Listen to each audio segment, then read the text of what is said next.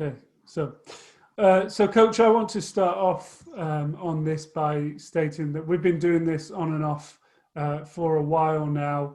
It's a pleasure to have you back on, and I think that I've grown more capable in doing this, but if my performance slips, you have full permission to get on me. Okay, that's what I like about you. You're very coachable. No, you've been great from the start, and the best thing about it is, just talking hoops. I know you're passionate about basketball, and I am as well. And I'm always up for talking about hoops from anywhere at any time.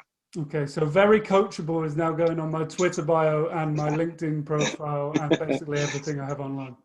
All right. So since back then, around kind of 2010-ish, I guess, is when we really started to talk. You've seen quite the change in the club, in Leicester Riders. An arena was built, a number of trophies were won, and you've coached so many great players and teams. Has it been everything you expected since you took the job?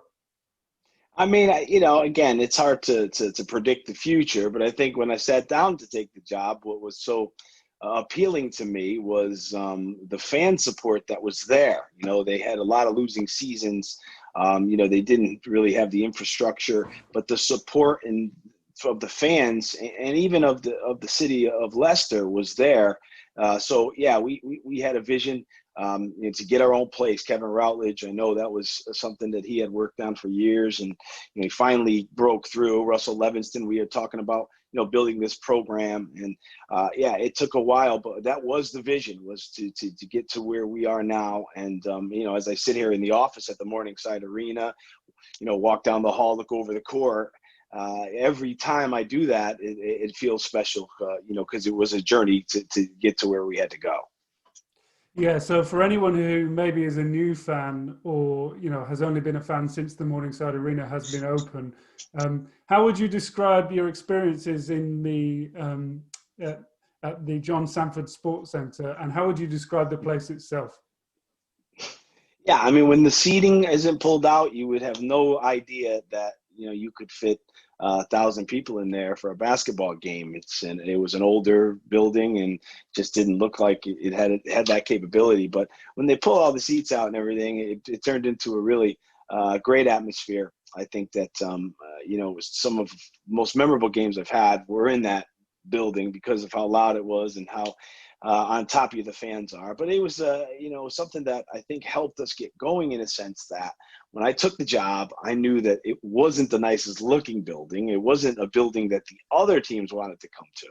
And I thought that we could take advantage of that. And I think that early on, to get to the momentum, get our momentum going to where we get to the place we are now, I think all those real grind out, tough winning games in there, it had a lot to do with that building. I can remember a lot of the opposing teams walking through the door and just looking at their reaction. If it was their first time in there in the pregame, you knew that, oh, we got a little edge on them today. They don't want to be here. So it wasn't a place that we wanted to end the journey at, but to start the journey, I think it really shaped our program and how we wanted to play and how tough we wanted to be at home. And it definitely got us going and put a lot of wins in the column early. It was definitely intimate, and you could definitely feel that the fans were kind of right on top of the court. So definitely would have played a part. I think the key word would be intimate for anyone who doesn't know, but it was somewhat of a magic trick. And I think that that's something that's really commendable about the Leicester Riders as an organization, is that they've found a way to continuously innovate and find ways around things in order to create a kind of more professional product. Would you agree with that? Oh, yeah. And I think that's down to, obviously, the leadership we have with Kevin, Rowledge, and Russell and everyone, but it's down to the volunteers. I think our volunteers, they were ready to put on an event wherever we had it. If we had to have it at the John Sanford Center, if we had to move to Loughborough, they were ready to put that event on.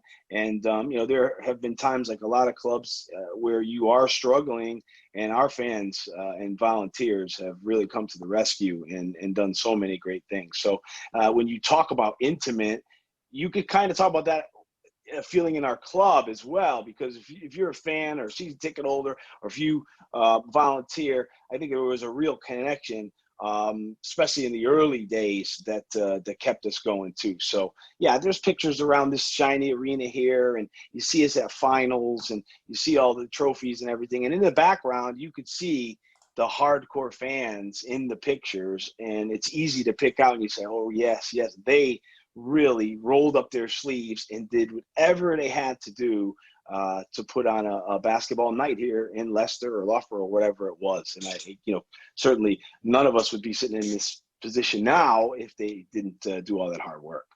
Fantastic memories, Rob. So obviously there can't be a bigger change than an international pandemic. It's obviously quite a broad subject and a broad question. But how have the last 5 to 6 months been in terms of kind of the uncertainty surrounding the club and the league? I think early on, no one really knew what was happening. It just came out of nowhere, and it's like, okay. But I don't think anybody thought we'd still be in this position we are in now when it happened in March. And I think we played a game in here in March, and I think when we left, we thought, maybe we shut down for a little bit. But no one really anticipated this. I think what it has done for all the basketball people that I talk to, players, coaches, fans, they missed the game. They appreciate what they've had. As a coach, I've missed it so much. I'm so appreciative of being back out on the floor now, similar with players and fans. And I think that, we're all hoping that we can get back to watching games from the crowd and to seeing our, teams compete and being part of that again. It's still uncertain, right? We're still uncertain on everything. We really don't know anything just yet. But once we turn to the training sessions with our group, it's my job and the players' job to be ready to go when we're called on to play. And we're hoping that that's sooner rather than later. One way in which it's affected basketball as a whole, from the kind of top to the bottom, from if you take the NBA draft for an example, all the way kind of down to maybe even amateur basketball, is that recruitment has had to pivot in all sorts of directions. I know that you play a part in the recruitment process with the Riders. How much of a challenge has that been in terms of attracting players, talking to players, and then bringing players in during the international pandemic? Yeah, to be honest with you, once we got going, it was business as usual. I didn't see anything different coming from, the agents or, the way the players were being marketed. What I did see was more players available with the uncertainty of certain leagues and with the uncertainty of maybe, they made a certain amount here. They don't know if that's going to be there anymore. So I did feel like in a lot of ways, there were more options out there for our league and for us. And I think players were maybe even more ready and willing to go and to maybe get away from where they were and find a job. So, I thought it was pretty much business as usual, but maybe more options out there. I mean, we don't spend a lot of time face-to-face recruiting anyways. So it was pretty similar for us we identify players, speak to them on the phone and then go from there. And since kind of things have at least semi-worked their way towards normality, I know that everything's still open to changing. But for an example, you're practicing today. How good has it felt to finally be back on the court? Yeah, awesome. Man, it was weird because, I was a little bit first couple of days nervous about it because it's been so long, right? So it was, but now as we got going a couple of weeks, it feels similar other than, the masks and stuff like that. But just talking basketball and talking to the players and trying to figure out ways that we could be better. I miss that. I miss the camaraderie of the group. And I think what has always been the most appetizing a part of this job for me is the day in and day out relationships that you develop, basketball relationships with guys, talking hoops, whether it's talking about your team, talking about a game you watched on TV. That's the part of it that's awesome. And I feel lucky that I've been doing this most of my life. So the season's set for October. How happy are you with that group you are working with on a day-to-day basis at the moment? Yeah, good. I mean, I have to say, for 2 weeks, we've been very happy with what they've given us. I think everybody was a little out of rhythm, like myself included. Players playing, maybe the conditioning took a little longer. So I do think the early season, you have to maybe be a little bit patient because, everybody's trying to get back into the swing of things. But definitely happy with the group that we have in the room. We feel like we have different ways to play with the group, and we're trying to work that out right now. We have good size, good athleticism, and guys are enjoying being together. So it's good. So some of the guys that you've brought in, obviously you're looking at kind of Zach Jackson. He's got experience in the kind of tough Ukrainian league, and he's a high performer over in Omaha. What do you feel that he can bring to the table? I think he's so far in the 2 weeks, and obviously a lot of video from college and from Ukraine. I think he's a good basketball player. I think he hangs his hat on scoring, no question. His ability to shoot from distance, to drive, to post up, to run the floor. He can score in many different ways, get to the free throw line. But what we've noticed in the 2 weeks here is he's a good basketball player. His footwork's good. His defensive acumen is good. He rebounds. So yeah, we knew we had a good player coming in, and we knew we had a guy that was really talented. But the little things that you get to see on a day in, day out basis, we're excited about those as well. So I think the sky's the limit for him. You're talking about 6'6.5", 6'7", guy who can play the guard position. He's got a real bright future in the game. And what about Gino Crandall? Have I said that name right? Sorry, from Gonzaga. Yeah.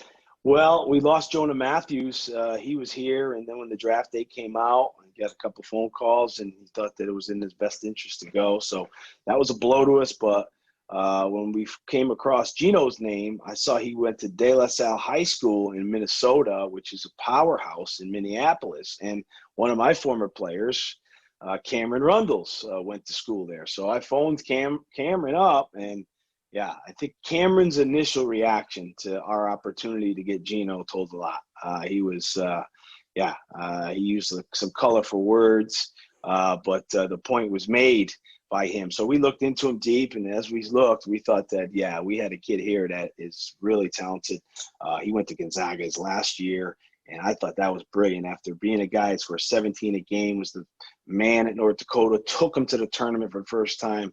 He goes into a program like Gonzaga and plays 19 minutes right away, ran the team. His ability to be able to fit in like that, I was really intrigued by. And ever since he's been here, we've been very excited with what he can do with the ball. He threw a few around the back passes in practice the other day that as someone who used to love to throw around the back passes, wow, they were. And Cameron knew that would be something that would fire me up, and I loved his feel for the game. It's early, but he's a super talented player. Do you feel as though it would have been against his character for Cameron Rundles not to use kind of animated language on the court? Yeah, I mean, the good thing with Cam and I is, even though it was a coach-player relationship, we do speak the same language sometimes, and it's when you speak that kind of language, that basketball language. When we discussed Gino, it was great to hear, because he knows what I look for in a player and what I like, and that's the nice part about now. You get to this point where 13 years in, you're using these contacts from all over, people that know you very well. I'm starting to now talk to players who I coached, who have coached players that are playing here. So it is, an endless cycle of contacts that you try to use. And Cameron was a good one to use with Gino. But then, you have to do your research after that. And we did, and we love what we saw. Well, it's great to hear that Cameron is still having an impact on the team these years later. So you were also able to hold on to key components of the team and also bring in some familiar faces. How massive was that for you and the team? It was good. Yeah, I think that Jamel coming back was important for us. I don't think anybody that's watched the league, wouldn't understand his value to a team. At 6'7", he can guard multiple positions, runs the floor, rings the bell every game, every practice. Durable, confidence late in games. A guy you want sitting in the locker room, before a big game. And Connor's the same way. Connor Washington coming back. These are two guys that we've won a lot together here. I've seen them in really uncomfortable situations. I've seen them, play, hurt. I've seen everything. And these guys are winners and are tough guys that you want on your team. So those two guys were important. Raheem coming back. We always thought that Raheem would play here again. We loved having him around, even when he was playing for other teams after the game. It's like having, family around. He was part of the team. And I thought, his game continues to develop. So I think those three guys were guys that had played for us before that, that's nice to have them back in the room. So Andy Thompson, BBL legend, retired. You've already discussed the impact that he had on the team and what you would miss next year. But can you kind of put that into words for me now? Well, Andy was a competitor. I think that, you see his numbers. He's played on great teams. And the reason why those teams were great was because of the part that he played in those teams, all of them. His competitiveness is infectious, whether it's a drill. We chart a lot of our drills, and we have a competitive cauldron board where you get wins, and nobody wanted to win more than Andy. He knew where everybody was. He would make sure he'd hit more free throws than you in the free throw drill. So his competitiveness, on top of being 6'9" and gifted in many ways, and intelligence, was hard to beat. As a British big guy, and for the most part in his career, we used him off the bench.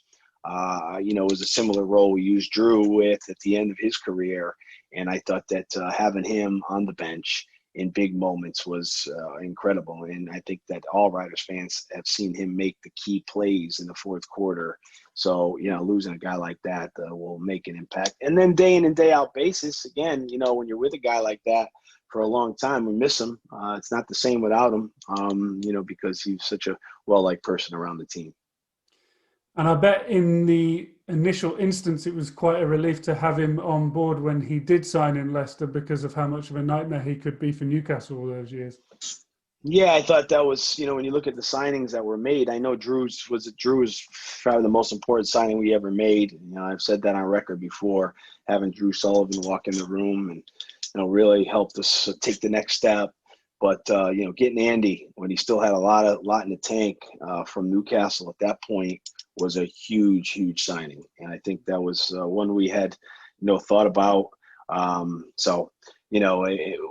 Even before it happened, we had thought about, bringing him on board, because we really loved what he had and thought he would be perfect for what the team needed. And, you look at the trophy haul that he had since he'd been here, and that one certainly worked well.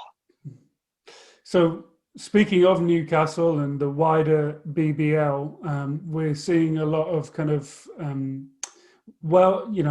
noteworthy recruitment across the league. We're seeing the London Lions competing in Europe, which is something the Riders kind of endeavoured with a few years ago. How excited are you about the level of competition within the league in the forthcoming year? Yeah, I think, they changed to 4 American players now. And I think that has added, maybe a little bit more depth to some of the teams. There's still going to be really major impact British players, but adding that one more import allows teams to do different things. So it's hard to tell on paper. You like what you see, certainly, and you see these guys and you say, he's talented. But until we can really watch the teams play, it's hard to get a read on where we will be at. But I think that you look at the organizations around the league, they're all, making strides and, putting themselves in position to win games. I think, teams that had struggled in the past, maybe, that extra import, could really help. So I think, you could see a league a little bit more balanced because of that extra import. I just want to take a sidestep here then away from the Riders and the BBL, specifically in terms of a modern day conversation. I just want to talk about some of the players that you've coached. So let's just play a quick game. I'm going to put you on the spot here. Barring any current players on the roster, would you be able to give me a starting five of the players that you've coached during your time in Leicester? Yeah, I can do it. It's hard. I had to do it earlier this summer, so I'll do it again. I'm going to go with can I have two guys off the bench as well? Yes, absolutely. Just to give you Okay. that flexibility. Okay. I'm going to go with Zaire Taylor at the one spot because 3 trophies in the year he was here. And I thought that if you're going to put together an all-star team of players, his selflessness works. He was ready to take the big shot whenever he had to. He was ready to make the big play whenever he had to. But that season, he really took a back seat as far as like looking for numbers. And it was interesting. The next season at Worcester, he averaged 20 plus a game. He showed everybody, hey, if I want to, I can. But with us, I loved his ability to let the game come to him. And defensively was awesome at 6'4", long arms. Just a great player. Great player. I don't think people realize sometimes how great of a player he was. I'll go Bernardini at the 2. The longevity here from him. The competitiveness, the nutty competitiveness from him, which we loved on a daily basis. He just was ready to fight every day, which, yeah, I mean, he was well-liked person, but, on the court, his ability to, rise to the challenge, make big plays, big 2-guard as well. I'll put Sullivan at the 3. He always thought of himself as a 3. He always said to me, I'm a 3. I'll play the 4 if you want. I'm a 3, and he believed in his ball skills enough there. And I think, yeah, we utilized him there a lot. And I think he was super effective from there. His matchup problems for the other 3s. And he, like I said, I thought he was the most important signing we ever had with the Riders. I'm going to go with Hampton at the 4. I think that Hampton's unique ability to beat you off the dribble, back you down, make the 3, pass, confidence, was an awesome player for us here. A good person, solid player. And then at the 5, I'm going to go with Timmy Williams. And he was only here for half of the year, but we did win the playoff final with him. He was the MVP, and I absolutely loved working with him. I thought he was super smart, super tough, and just as good a player as you could want in that post position in our league. He just fit it all, and he was a big game player. Andy's going to be on that bench. I want to bring him in when we need to. We need a big play. And then I'm going to go with Cam Rundles as well. Cam was, he loses out maybe a little to Zaire because of the trophies and all, but Cam was just an awesome player to have on your team, and bringing him in the game would really change the game. And yeah, so that's a team I'm going to the park with. I'm ready to go to the park with that team, and we're ready to play anybody. What strikes me there from the team you've selected, which, by the way, is a tremendous team, is the versatility across the team. Is that something that you value kind of over most things as a coach? Yeah, I think so. I think especially early on, I think that was the difference from our teams and a lot of the teams was the versatility that we had. And, growing up, watching the Connecticut Huskies when I was a kid, that was, Calhoun came in to coach UConn. He really had versatile athletic players, defense, pressure. I think our high school was doing some of that stuff too. So it was the time. And I really always love those type of teams. And yeah, I definitely want teams that are versatile and can when the game's going a certain way, we can pivot a little bit and go to a different style. I don't want, just a team that has to play one particular style. I want to have versatile guys that can do different things. So really quick, I just want to talk about a little bit of NBA stuff because I know that you follow the league closely. Firstly, let me mention that long before it happened, around 2017, I would say, you told me that LeBron James was going to end his career as a Laker. And at that point, I kind of poo-pooed it. So I just want to say kudos on your foresight there. Thank you. I appreciate that. I did tell anyone that would listen around that time that was going to happen. I had a little inside info, but yeah, I knew that was happening. And as a longtime Laker fan, boy, I'm happy it did because it certainly changed the franchise and put them back where they belong. Yeah, so you mentioned it there, long-term Laker fan, big Magic Johnson fan, and you Yeah. told me before that as an Italian kid, it was kind of your duty to back the Lakers during that period when you were a teenager. Yeah. The Yeah, Celtics, the Irish friends of mine were Celtic fans. So, yeah. yeah, it was fun. It was fun back then. Yeah, no doubt. So how do you feel about their chances? Listen, I love their chances. I think that, we're recording this. Last night's game was, AD hits the three. But Lakers shouldn't have been in that position. They should have killed that game off with the lead. Jokic, unbelievable player, unique player. But I love the Lakers' ability to play big as well. And I think that game one, for me, I came in talking to the guys, and I felt great about it because they use size, strength, muscle. It reminded me of the 90s. It reminded me of basketball, 15, 20 years ago, where physicality was really important again. And I think the playoffs will show you that. Regular season maybe spread you out, 3. I think when it gets down to it and everybody's tired, games slow down, I think that physicality and that length and size is so important. And I think the Lakers showed that in game one. And, these two wins are theirs to put them in a really good position. But with Denver, they're the team everybody knows won't go away. They're very hard to guard, well coached and everything. I mean, I'm looking at a lot of his stuff. This guy's a heck of a coach, Michael Malone. It's a great series, I believe. But I do feel like the Lakers, Rondo coming back was huge too. I think a lot of people criticize his lack of three-point shooting. Missed one from the corner at a big spot last night.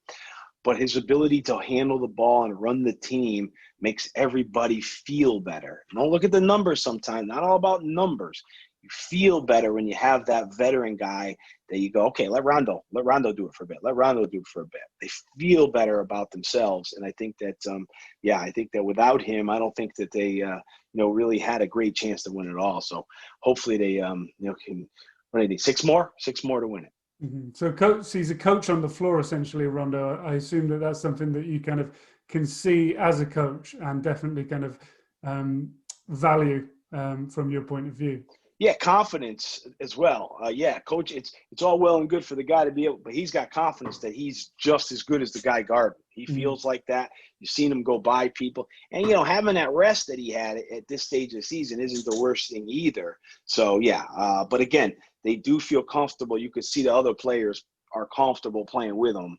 And I think that, whatever the numbers say, I know, but when you have that comfort, that blanket, a security blanket of a guy like that, when LeBron doesn't have the ball, I think it made a whole heck of a lot of difference for that team. So if they do make it through to the finals in the bubble, who's joining them from the East, in your opinion? It's tough. I feel good about it if I was the Celtics right now. You start looking back on the 3 games and you go, big lead game 1, big lead game 2, 1 game 3. So now you're in there going, we got these guys. We've outplayed them. Don't get too hung up. It's 2-1, whatever. So, Miami's well coached and tough. So, they'll be making their adjustments. But I do think the Celtics are in a really good position because if you're really looking deep in that series, they've done a lot of good things. And I think they'll continue to do so. With Hayward coming back, anybody that's saying that they were better without him is wrong. Another guy that's a comfortable player to have out there with his ability to make plays. So, it should be great. I think that it's just too bad the games are on so late. It's over here. It is a challenge. You try to wake up in the morning and get as much of it as you can without knowing the score. So, I've really enjoyed this bubble play. I think it's been good quality basketball, especially in the playoffs. Yeah, well, you know what? I appreciate your optimism as a Celtics fan, and I look forward to seeing how the series unfolds. The last kind of NBA-related thing is obviously this. Nick Nurse was named Coach of the Year. You have plenty of experience with Nick in the BBL, and a long-term rival of yours and peer of yours, Fab Flanoy, has joined his staff in recent years. How does it feel to see these guys shine the way they are at the moment at that highest level? Great. Yeah. Chris Finch is associate head coach as well. I mean, you're talking about when I was playing in the league, Chris Finch was a coach. Nick Nurse was a coach. We also had Bob Donewald, who spent some time in the NBA as well, was a coach. Both were national. He was a national team coach of China. So, coming through the BBL at the time I came through in the early 2000s, there was a lot of talent, coaching talent here in this league. And yeah, it's not really a surprise to me. When you sit down and talk basketball with Finch and Nurse, you always knew that they were destined for great things. They worked hard to get where they are, though. They had nothing given to them. And I think that, it's awesome to see, because we all know what competitors they were over here too. Like Finch was such a competitor on the sidelines. He was into each game. So was Nick. These guys were true basketball guys, that earned everything. And then Fab, I thought it was great to see him go to Toronto. I think that Fab is somebody that if he's working with you, and I know he's doing development work with a lot of their players and stuff, if he's the guy working with you, you have a lot of respect for him. You just have to type his name into Google and see what he's accomplished. But the way he carries himself and how he drives himself to be the best, that's super contagious. And I'm sure any organization would want that. And it's not so much just basketball either. Like that, he's the type of guy that you'd want on your team, on your side, and whatever you were doing. So, I've messaged with him a few times to check in to see how he's doing. It isn't the same without him, I'll say that. Playing against Newcastle, and now that Dave Forster's retired as well, we had so many battles with them that, it's a little bit different now when they walk in and he's not there. But, it's awesome to see that guys coached in this league can make an impact at the highest level. It certainly is. It's great for all of us that have worked in this league to see. So the way you spoke about those guys, a lot of people have kind of attributed that savant-like knowledge of the game and passion for the game to yourself. Is it something that you'd be open to somewhere down the line? Well, of course, I think so. I think it's timing. I think it's the right situation. But I don't think there's too many people in our position that if an NBA team called or messaged, that you wouldn't message back, of course. And so, it's not something that I'm actively pursuing by any means. I've never really pursued anything else since I've been here. But you never say never. And, watching what those guys have done definitely can give you confidence that, maybe it doesn't have to be maybe the NBA, but you can definitely make an impact in somewhere else in the game. But for me, it's been a great place to work here.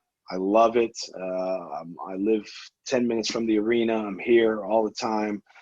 It's, my family loves it. So there's been no active pursuit of anything, but you'd be hard to say no if you got a phone call to listen to something like that. So whether it is going somewhere in the future or whether you continue to fill the trophy cabinets in Leicester, I'll be looking out for you and definitely willing you on to succeed. I know that you do have practice today, Rob, and I don't want to be the reason that you're late getting downstairs. So, Coach, thank you very much for your time today. Yeah, it's always awesome, Josh, to talk hoops with you. Keep up the good work, and I'm willing to talk hoops anytime you want. All right, thanks, man. Thank you.